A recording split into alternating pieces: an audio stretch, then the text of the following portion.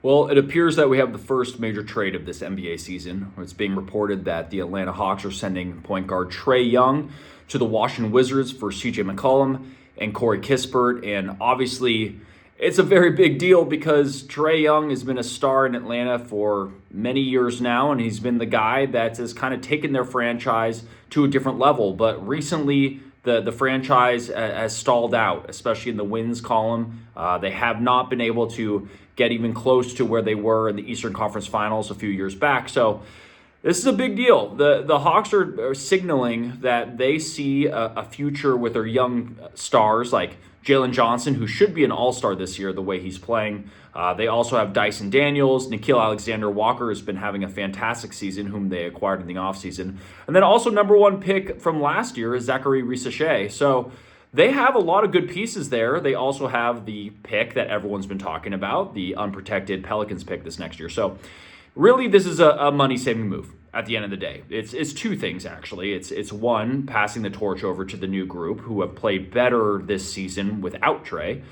And then also just, they clear out a lot of money next season. CJ McCollum is an expiring contract, so they take that money off the books. Corey Kispert is his contract coming back to Atlanta. That's 2 more years guaranteed plus a team option after that.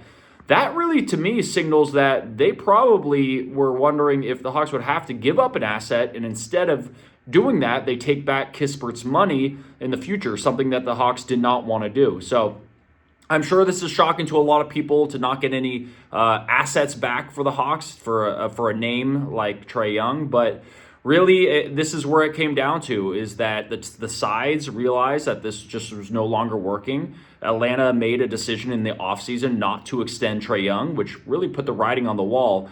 CJ McCollum for the Hawks, definitely will provide some scoring punch, something that Trae obviously did for the Hawks. He's more of a scorer shooter than he is a facilitator like Trae. Defense, probably still an issue in the backcourt for the Hawks with him out there with CJ. I wouldn't be surprised if CJ comes off the bench for the Hawks. They can insert Nickeil Alexander-Walker.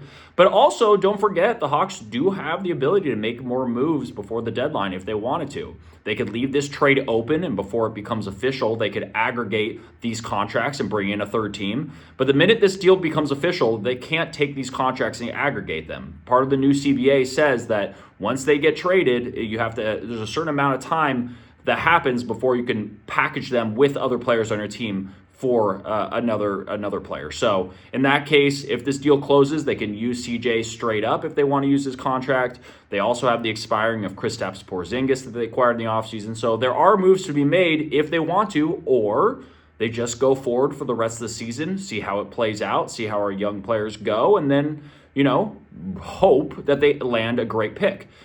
For Washington, it makes sense. They get off money that they didn't necessarily need, and CJ McCollum's expiring. Corey Kispert was no longer really in the rotation. And then after that, they get in Trae Young, a very buy low situation where Trae has a player option next year. Trae could pick that up, or they could extend off of that. And also, Washington needs to hit the salary floor. They have so much open space in the offseason that this actually helps them in the end to have Trae Young's contract potentially. So it's a good buy low for the Washington Wizards. No reason for them not to do this deal. They want to keep their pick this year. They want to keep losing. It's top 8 protected, so they have to fall within the 8. They plan on not winning too many games this year, so we'll see how they use Trae. And obviously, they don't want to have Trae be too successful early on, or else they lose that pick. But it's a big deal, obviously, for all sides. For Trae Young, he was a stalwart for Atlanta. He meant so much to that franchise, so much to that city.